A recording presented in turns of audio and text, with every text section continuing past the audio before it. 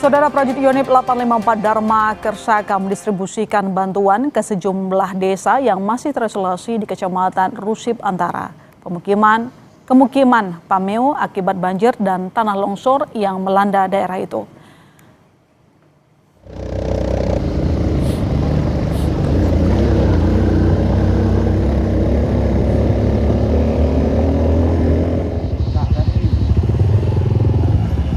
Distribusi bantuan dari Kepala Staf Angkatan Darat Jenderal TNI Maruli Simanjuntak merupakan upaya percepatan penanganan darurat pasca bencana di wilayah Aceh Tengah. Bantuan kemanusiaan tersebut terdiri atas makanan siap saji, perlengkapan bayi dan ibu hamil, obat-obatan, selimut, serta kebutuhan dasar lainnya.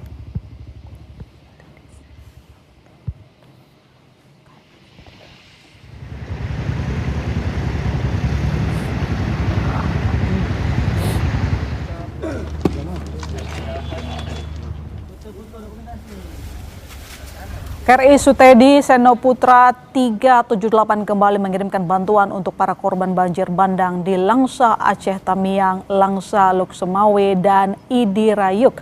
Bantuan untuk Langsa berupa 2.000 dus Indomie dan 1.000 papan telur.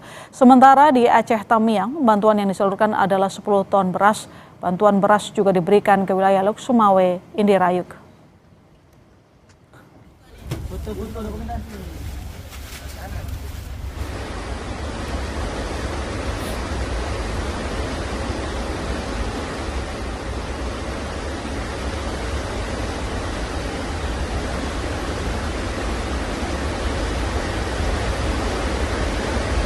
TNI Angkatan Udara kembali melaksanakan misi airdrop untuk menjangkau wilayah yang masih terisolasi. Pesawat C-130 Hercules menerjunkan bantuan bagi masyarakat di drop zone Balangkejeren, Aceh. Pesawat lepas landas dari Lanut Suwondo.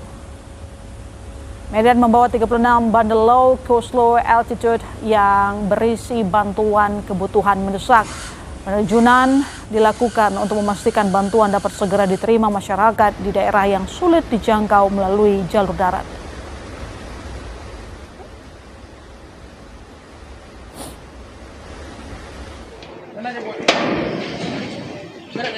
Untuk memulihkan akses yang terputus, TNI Angkatan Darat membangun jembatan beli atau jembatan rangka baja portable untuk menggantikan jembatan penghubung yang terputus, bekerjasama dengan pemerintah daerah dan BPBD.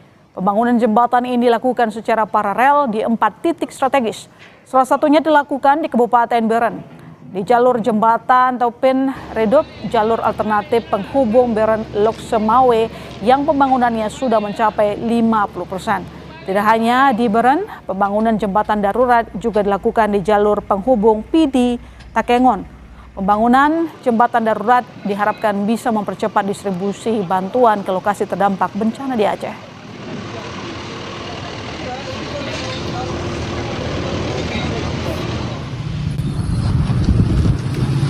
Jembatan darurat dibangun anggota Polda Sumut di Tapanuli Tengah, Sumatera Utara. Salah satunya jembatan yang menghubungkan Kabupaten Tapanuli Tengah dengan kota Sibolga. Jembatan darurat yang dibangun ini untuk menggantikan jembatan Pandan yang jadi akses utama jalur logistik serta BBM. Pembangunan jembatan darurat menggunakan peralatan seadanya dan memanfaatkan tumpukan tanah yang dipadatkan ke dalam karung-karung goni sebagai pondasi utama. Sedangkan di bagian atas menggunakan kayu yang menjadi kerangka jembatan sementara dan kemudian ditutup menggunakan susunan papan.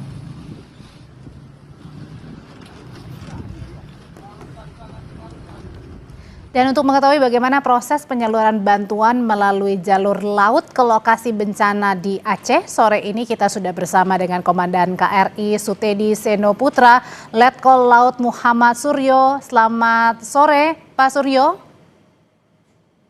Selamat sore, Bu. Pak Suryo, jadi bantuan apa saja ini yang sudah didistribusikan di Aceh melalui jalur laut? Jadi bantuan di Aceh sudah dilaksanakan pertama dari Temiang, Langsa, Idi, dan Loksemawe. Demikian.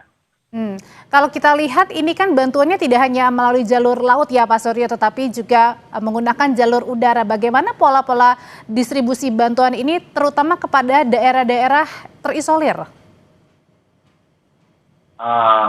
Berdasarkan pengalaman kami kemarin selama pelaksanaan penanggulangan bencana melalui laut, seperti di Tamiang, pada saat itu ada 5 desa yang terisolir, betul-betul terisolir, sehingga masyarakatnya memang butuh bantuan pada saat itu. Pada tanggal 1 Desember 2025, malam hari kami mendapatkan perintah untuk pengiriman logistik bantuan sosial, sehingga kami langsung bergerak menuju ke Tamiang, mulai dari jam 11 malam sampai dengan pukul 05.30 dini hari. Ada 10 ton beras dari Kementerian Transmigrasi kami salurkan ke Tamiang, Bu, ke 5 desa, demikian.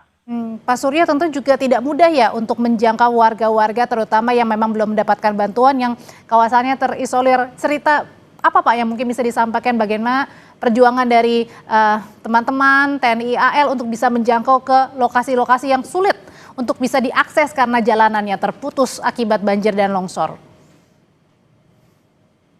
Jadi dari rekan-rekan semua pada saat kami di wilayah Tamiang, memang betul pada saat itu akses komunikasi yang pertama kami memang susah terhubung karena memang betul-betul pemadaman dan akses komunikasi yang terputus.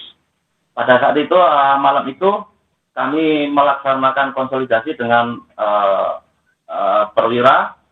Kami mencari, langkah pertama kami mencari nelayan-nelayan di sekitar, kami siapkan trip kami untuk mengakomodir komunikasi dulu pada saat itu. Sehingga dari nelayan tersebut kami minta bantuan untuk komunikasi dengan yang di darat. Karena kapal kami, terus terang, kapal kami memiliki draft yang dalam, sehingga kami berlabuh sekitar 3 mil dari daratan. Saat itu kami memang butuh akses untuk mendaratkan bantuan sosial ini ke darat, Bu. Sehingga kami maksimalkan akses-akses yang ada pada saat itu seperti kapal-kapal nelayan. Demikian. Oke, jadi artinya pada saat memang dari TNI AL untuk kapalnya sendiri memang tidak bisa terlalu sangat mendekat begitu ya, artinya membutuhkan kapal-kapal nelayan juga untuk bisa membantu menjangkau bantuan yang sudah disiapkan untuk bisa sampai ke warga gitu Pak? Betul Ibu. Itu memang karena akses di perairan seperti Tamiang, Idi, dan Langsa, bagi kapal kami memang untuk draft tidak memungkinkan untuk masuk. Apalagi wilayah Tamiang tidak ada pelabuhan. Sehingga kami membutuhkan akses jalur laut itu untuk pergeseran logistik bantuan sosial dari pemerintah. Jadi kami kerahkan aset-aset yang ada. Kami minta bantuan posal, minta bantuan kodim yang terdekat di wilayah tersebut. Oke, Pak Suryo, untuk sehari-harinya sebenarnya KRI Sutedi Seno Putra ini dipergunakan untuk apa? Sebelum kita bergabung di dalam operasi penanggulangan bencana ini, kami melaksanakan operasi pengamanan perbatasan Malaga, Bu. Oke, untuk perbatasan ya Pak ya. Dan kemudian ini sudah berapa hari melakukan pelayanan pendistribusian bantuan untuk warga? Kami untuk melaksanakan bantuan warga mulai tanggal 30 sampai saat ini, Bu. Terus kemarin kami berolah gerak itu dari tanggal 30 sampai dengan tanggal 3. Sekarang kami untuk pergeseran kembali. Oke, sudah berhari-hari membantu warga. Pada saat melalui jalur laut, Pak, ini tentu pasti mungkin sesuatu yang berbeda juga yang dihadapi Bapak dan kawan-kawan dan teman-teman begitu. Apa kendala yang utama dihadapi, Pak, pada saat membantu korban bencana banjir dan juga longsor terutama di Aceh? Kendala-kendala saat kami menyalurkan bantuan sosial, yang pertama cuaca, Bu. Karena pada saat awal-awal memang cuaca tenang. Saat ini sudah mulai berombak sekitar setengah sampai dengan 1 meter. Jadi yang kami harapkan memang kalau cuaca memang mendukung akan lebih cepat proses penyaluran bahan bantuan sosial. Oke, ada beberapa juga saya melihat Pak, bukan hanya penyaluran bantuan makanan ya atau logistik, tetapi juga AL ini membuka posko kesehatan. Apa Pak yang disiapkan dan berapa banyak yang kemudian warga sudah mengeluhkan sakit untuk kemudian diperiksa kesehatannya? Terkait kesehatan, kapal-kapal kesehatan sudah disiapkan Angkatan Laut menggunakan KRI Suharto, Bu. Dan kebetulan untuk markas Gulben Laut berada di sana. Oke, berarti artinya setiap berbeda kapal berbeda tugas gitu ya Pak Suryo ya? Betul Ibu, betul. Oke, Pak Suryo, ini rencananya sampai kapan untuk memberikan bantuan dan kemana lagi selain di Aceh Tamiang ini saluran bantuan, karena nampaknya masih banyak warga yang masih belum mendapatkan bantuan. Betul Ibu, jadi rencana ke depan kita masih setelah embarkasi barang kembali, kita akan melaksanakan perintah dari Satgas Gulben. Dari Satgas Gulben data-data sudah ada mana-mana titik-titik yang akan dilaksanakan bantuan pergeseran bantuan penanggulangan bencana terkait bantuan sosial. Ya, sehingga untuk saat ini KRI Sedisena Putra ini untuk beroperasi mulai dari Temiang, Langsa, Idiraya, dan Lok Semawe. Ada unsur yang lain lagi dan sudah dibagi di dalam satgas tersebut. Demikian. Ya, tentu besar harapan juga bagi warga yang masih belum mendapatkan bantuan ini bisa dapat segera tertangani dan dibantu ya. Terima kasih Letkol Laut Muhammad Suryo sudah berbagi cerita pada saat TNI AL ini membantu warga terdampak banjir dan juga longsor terutama di kawasan Aceh Tamiang Aceh. Terima kasih Ibu. Terima kasih. Kami berharap Aceh pulih. Terima kasih. Amin. Terima kasih Pak Suryo.